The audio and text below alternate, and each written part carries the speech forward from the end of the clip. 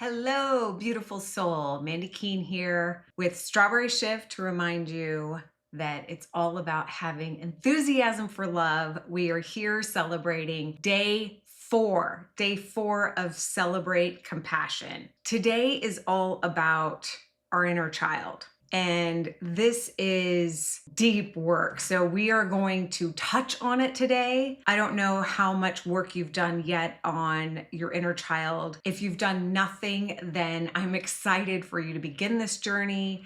If you've done some work, then this is going to help deepen that, or at least keep that conversation going. This work is essential for our growth. I always know that someone has really rolled up their sleeves and got to know who they are when they've done inner child work. There's no way around it. One of my favorite quotes is by Carl Jung. He says that life really begins at 40 because the first 40 years are research. And so I've meditated and contemplated on what to focus on with you today. And I wanted to make it simple and also to inspire you to get started in this conversation. And depending on, where you're at, I'm going to assume that you're starting out. So I'm going to assume that this is the first, step towards really developing a relationship with your inner child. If you're wondering, okay, Mandy, what's the benefit of this? Why is this necessary? I'm a grown adult. One of the things that a teacher of mine, a therapist that I'm so grateful for, his name's Rick, I remember he taught me that we are actually all ages that we've been. If you've ever seen one of those Russian dolls, it's like a doll within a doll within a doll. So I'm 46, but I have a 3-year-old, a 5-year-old, a 10-year-old. We have all those ages within us. And if you ask any really great, whether they be a therapist, psychologist, or philosopher, they will all tell you it has been proven and studied over and over again. We stop growing emotionally after 7, 8 years old. Doesn't it make sense why we have so many problems and issues on this planet, and why we have so much pain and suffering when it comes to our relationships? Why is that important to you? Is that whenever you get upset, it's a set up from your inner child. And that is when it is so powerful and an opportunity for you to pay attention. I know for myself, I really thought that my migraines were linked to this body's diet and the external world. And a majority of my healing came from healing little Mandy, my inner child. So there are 3 P's that I want to go over when it comes to healing our inner child and really connecting with our inner child. The first one is presence. So what I go over in Strawberry Shift framework is tree pose. It's impossible to connect with our inner child if we don't practice being present. So just think of, if you're a parent, if you are not present with your children, they're not going to open up to you. They're not going to trust you. They're not going to listen to you, right? And so the first and most important is to practice presence. So if you don't have any sort of meditation practice or any time where you slow down and deliberately tune in, then I would encourage you to start to develop one. Even if it's 3 minutes a day. 3 minutes a day, believe it or not, can do wonders.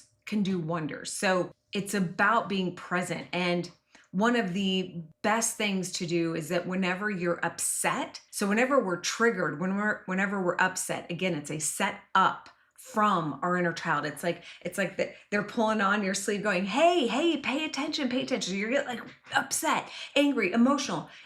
They're pulling on your sleeve. And that is when you pause. That's the second P, is no matter what you're doing, is to pause and pay attention. Pause and pay attention, because that they are trying to get your attention. I know for myself, I'll speak from my own experience, and I know I can now reflect and have so much clarity and awareness as to why my body produced migraines. Think about like a child not being seen and heard and understood and pulling on a sleep and like, no, no, no, and being shoved away, shoved away. And then eventually they're just screaming and yelling, right? And that is why my head was just pounding, because I was suppressing little Mandy. I was tying her up and putting duct tape on her and shoving her away and being like, no, no, I gotta work.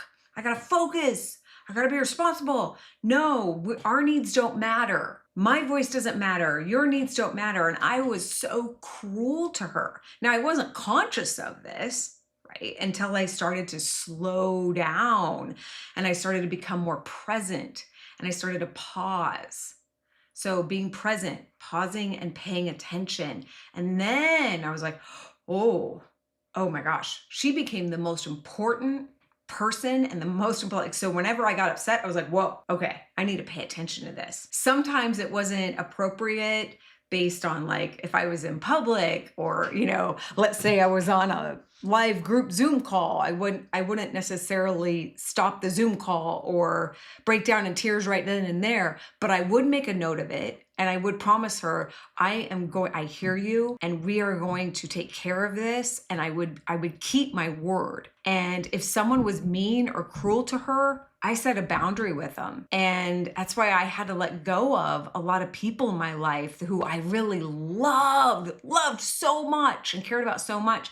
But if they didn't treat her with the respect, and if they could not hold space for her, I had to let them go. I had to. If they were mean and cruel to her, if I couldn't trust them with her, they had to go. That's where I got to in my life. So I'm not saying that that's going to be your journey, but that was my journey. And I share this with you to let you know the power of this. Now, finally, I'm 46 years old. I've been on this quest since I was 11 to try and figure out why it was my head pounding. It was my little girl. It was my little girl going, hey, pay attention. Pay attention to me. The third P is play. Play. Think about it. Children want to play, and we never grow up. We're not supposed to. Think about seriousness. Seriousness is like rooted in so much fear and a lack of love. You can still be calm. You can still be responsible. It's not about being reckless. It's not about being irresponsible, but it's about a lightheartedness. It's about play. How often do you play? When's the last time you felt that you really connected with your little girl or your little boy?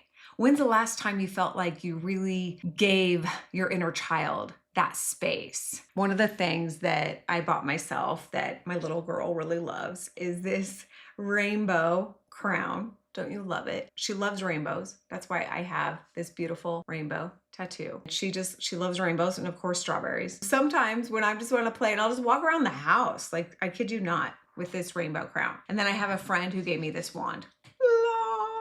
You might be like, seriously, Mandy? Yeah, just me and whiskey, just walking around the house, hey, yo. I'll play fun music because she didn't get to play as much in her childhood. My mom suffered from severe anxiety and depression. The only thing that would calm my mom's severe anxiety down was alcohol. So my mom wasn't able to be really present with her. So it's my job now to be really present with her. It's my job now to play with her. That's my job, and that's your job now. If you had a challenging childhood like I did, then guess what? It's your job to be the parent. And so here's the action item to take, is simply to close your eyes and to take 3 deep breaths and to imagine your inner child and to connect with your inner child. And to ask your inner child, what do you need? What do you need? That's it. And for some of you, you're going to get an answer right away. You're going to hear, I'm hungry. I need food. I get that one. Or I'm tired. Can we take a nap? It's usually very basic, simple. It's never complicated. If it's complicated, that's not your inner child. If it's like, I really think we need to save money on taxes. No, that's not your inner child, unless you were that way as a child. It's always simple. Now, I've had many, many, many clients who have just been like me. And this was my experience too in the beginning, where I had ignored my inner child for most of my life, shoved her away. She did not trust me. She was scared of me, really, really scared of me. And then I stayed calm, gave her lots of love, was present. And then after I developed trust, then she was angry. So first she had a lot of fear, and then she was angry. She was mad at me. And then I let her be mad at me. It's like, you're absolutely right. And I had to ask for her forgiveness. It was important to me to make amends. And this may sound a little weird to you if you've never gone through something like this. It was revolutionary. It was life-changing. And so I would invite you to simply take that baby step. Now, for those of you, if you are more advanced in this journey, if you're like, Mandy, I talk to my inner child all the time, I am so close with my inner child, then congratulations, that's awesome.